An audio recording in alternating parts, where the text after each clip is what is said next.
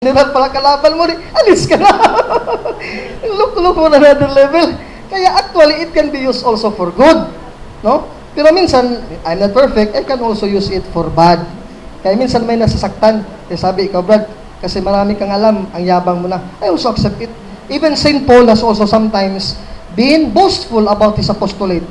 2 Corinthians chapter 10, 2 Corinthians chapter 11, 2 Corinthians chapter 12. But it's not good to boast because 1 Corinthians 13 verse 3 to 6, love is not boastful. Pero ako, boastful ako sa Facebook. But in person, I am mild. Yung mga sabadista sila, amikan, they know me. I don't attack them personally in their program. So, iba yung sa Facebook personality ko, I tried it. Dito sa personal, iba din. No? Pero don't mind that title general, you can go on not calling me that. Or kung gusto mo rin, ikaw lang bahala. Hindi naman kita mapipigilan. May mga tao man talaga na they want to call me that. Führer. Hitler. Führer. Hitler. Führer, Hitler. Yun din, no? They call Hitler, did not call himself Führer, but the people call him Führer, meaning leader. Oh. Pero inisip ko, if we are a soldier, hukbo, wala namang kahit man lang isang general. Later, when we die, we are all generals as soldiers of Christ. In the Catholic Church, there are no lieutenants, captains. If you are a soldier fighting for Christ, you're already a general. Ito lang, yung sa military lang, may sergeant, may captain, tapos tataas ka ng rango. Sa atin, kung marunong ka ng manual, general ka na rin.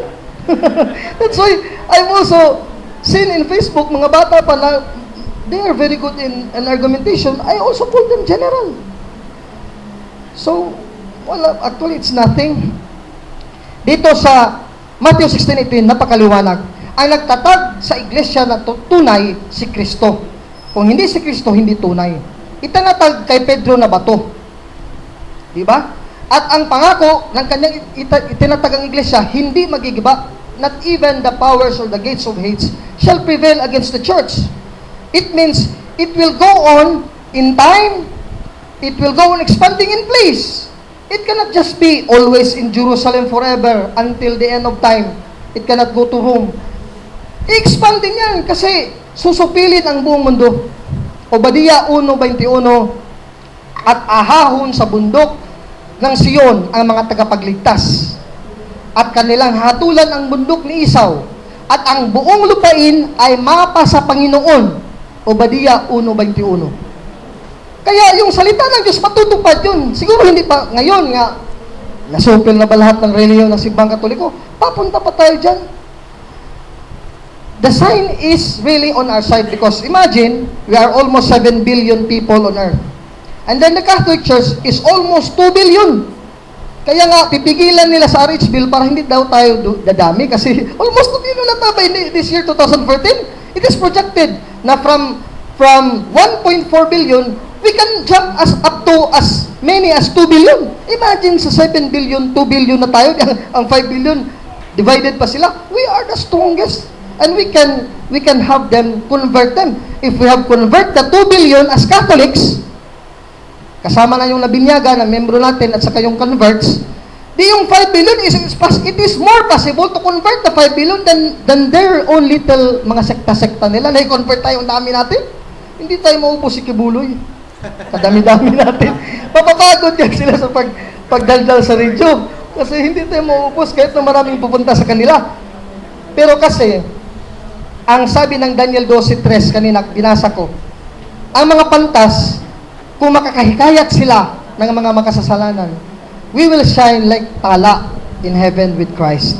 Diba? Matthew 13:43, the just and the righteous shall shine as the sun in the kingdom of heaven. Yan ang pangako ng Diyos. Ganito ang ating mababasa, Iglesia Katolika, ayon sa referensya, ang kabuuang termino na ginagamit ng ibig sabihin ay ang samahang itinayo ni Kristo at pinadalhan ng Espiritu Santo sa araw ng Pentecostes. Ito ang samahan ng mga mananampalataya na nagkakaisa sa ilalim ng obispo ng Roma, kaya tinatawag na Romano Katolikong Simbahan. Reference, Grolier's Encyclopedia, Volume 5, page 106. Sa International Encyclopedia, Volume 15, page 520, ang Iglesia Katolika ay may dalawang katangian, makatao at makadiyos, tulad na kay Kristo na kanyang tagapagtayo. Tapos ang Iglesia Katolika lamang kumikilala kay Pedro bilang Pangulo at ang kahalili ni Pedro, mga Santo Papa ng Roma na walang patid, walang putol na halili na mga Papa sa Roma. Mula kay Pedro, 200 how many? 65? 66. Pope is Pope Benedict XVI from Peter. Dito sa World Almanac Edition 1963, page 298, another reference, standard, si San Pedro na taga Betsaida sa Galilea. Prinsipe ng mga apostol na siyang unang papa, nakatira sa unang panahon sa Antioquia at nakatira rin sa loob ng 25 taon sa Roma kung saan ay pinatay siya bilang martir sa taong 64 o 67 AD. World Almanac Edition 1963, page 298. Pansinin nyo, sa lahat ng mga standard reference, mga encyclopedia, World Almanac o World History, wala kang standard reference ng mga sane scholars na nag-aaral ng kasaysayan ng mundo o ng simbahan, even church history, na magsasabi may ibang tao na nagtatag ng simbahang Katoliko. Saan mo mababasa na sinasabi nila? Si ganitong Papa nagtatag ng simbahang Katoliko, si Ignacio nagtatag ng simbahang Katoliko. Mga pahayag ng mga kalaban natin. They misquote our book and then claim that it is the founder of the Catholic Church. Sila lang. Kalaban natin yan. How can we rely thereto? They are not standard reference. They are not scholars. They are just accusing us. Mga great controversy ni Ellen Goldwhite, simple Protestante lang, Sabadista yan. Would they tell us that the Catholics are founded by Christ? Then they should welcome us. They should join us instead of attack us. So that is what is happening. No? Kahit na Information Almanac 1968, page 296, pinatunayan na si San Pedro ang unang Papa sa Iglesia Katolika at una sa lahat ng mga Santo Papa. By the way, when you use the manual, when you cite a reference, kahit wala kang reference dala dito, kasi totoo naman galing doon sa original, basahin mo na lang ang manual. It is, kasi reference naman ito, it is a quotation. No? Hindi tulad ng Biblia, nababasa ka talaga. Para sasabihin nung seminar natin that we are not, hindi natin dinadaya ang nakikinig. Di ba si Surano, binabasa niyang buo. Babasahin din natin. Huwag natin ibahin yung salita ng banal na kasulatan. We quote it verbatim, no, by word. Isa pa dito na Encyclopedia Micropedia Britannica, Volume 8, page 664. Isa ito sa di matutulan na tunay ng bugtong na iglesia na makakarugtong sa kanyang kasaysayan mula sa panahon ng mga apostol ay walang iba kundi ang Iglesia Katolika lamang. Ang dami na nitong referensya, 6 reference standard. Tapos, tutulan lang ng isang referensyang Protestante na ang author, hindi man lang nag-aral ng world history. Kaya nga, world history by Gregorio Saidi, mas grabe yun, bilhin niyo yung world history by Gregorio Saidi. College, World History by Gregorio Saidi. Sinabi, the true church founded by Christ is a Catholic church. Sinabi ni Gregorio Saidi, I'll give you the page. Tingnan ko yun doon sa reference ko. Even the INC in their Pasugo Magazine, July-August 1988, page 6, inangkin nila sa Tagalog, kahit ang kasaysayan ng daigdig ay nagpapakita ng direktang karugtungan sa panahon ukol sa Iglesia Katolika at ng mga apostol at ito ay maghahatid sa konklusyon ng Iglesia Katolika ay siyang tunay na iglesia na itinayo ni Kristo.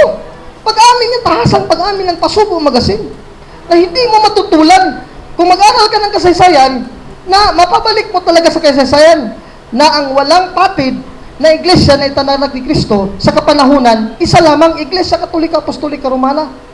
O bakit itatatwa nila ito? They will deny this. Statement nila ito sa Pasugo Magazine, July-August 1988, page 6. Ngayon, tanong, we'll go to the 4 marks of the true church. Ang 4 na tanda ng tunay na iglesia. First is 1. The INC is fond of using John 10:16. I have other sheep not of this fold. I will call them so that there will be one sheepfold under one shepherd. Sa kanila, pakahulugan nila, sila yun. Yung tagapatagtatag nila na si Felix Manalo. Paanong maging ganun na salita yun ni Kristo? I will! Si Kristo ang gagawa nun. Kasi nagtatag na nga silang sheepfold.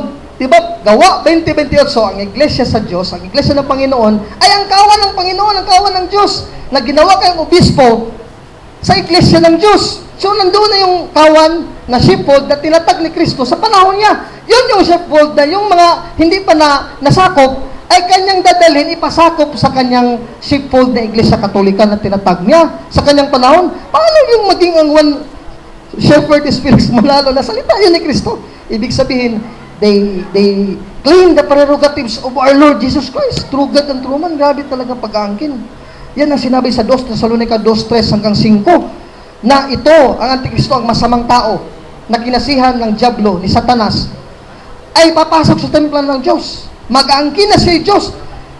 Isang uri ng pag-aangkin na ikaw ay Diyos, kung ang salita ng Diyos, angkinin mo na sa iyo. Tulad ng ginawa ni Mr. Apollo Kibuloy. Sasabihin mo naman, ang ama na sa iyo, tapos ikaw appointed son. Grabe naman ang taong yan. Pag-aangkin niya na ikaw ay Diyos. Tahasan niya pag-aangkin na, hindi naman siya nahiya. Kaya that is claiming the prerogatives of God.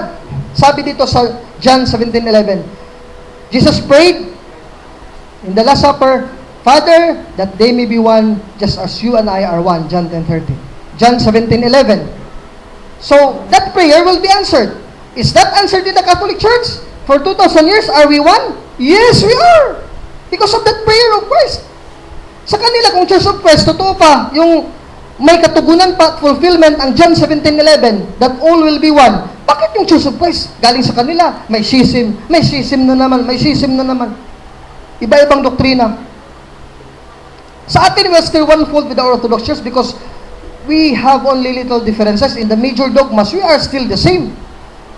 So, hindi yun talaga tulad ng Protestante na humiwalay talaga sila. So, they are not from us actually. Sabi ni John, don't believe na hindi totoo ang Iglesia Katolika dahil kami Protestante gagalin sa inyo. Sabi ni Juan, hindi, yan nga ang patunay na hindi ko sa amin, kaya humiwalay kayo sa amin. Kaya kung galing pa kayo sa amin talaga kayo, kasama namin, hindi kayo hihiwalay.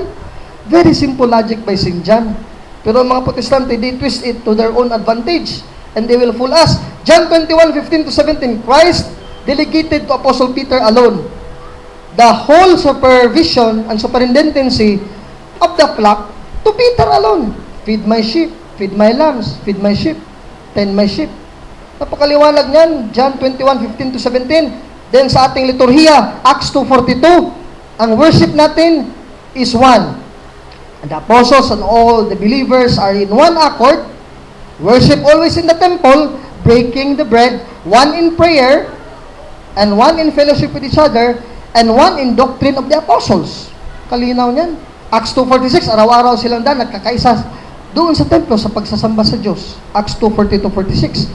Then, 1 Corinthians 10:17, yung talata ni Father kanina, we bless only one cup.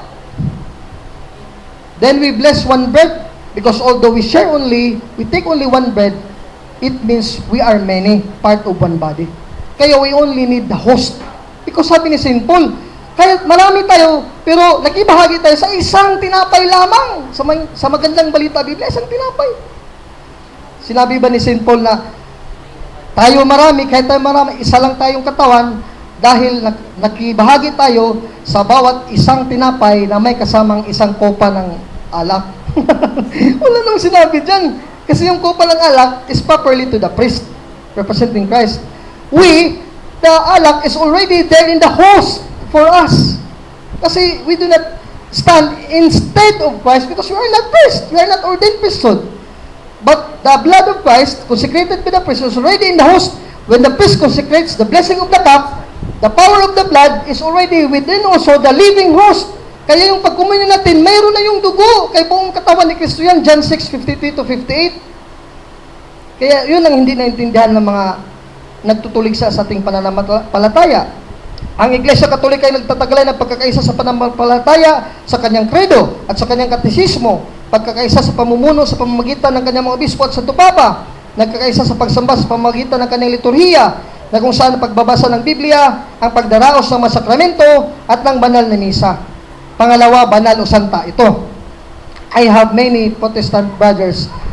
I question them. Sabi nyo, kayo ay banal na bayan ng Diyos, kayang tunay. Can you point one single brother of you who died before you? Who you can say that he is really in heaven? And can you prove it with miracles? Iba yung sasabihin mo, yung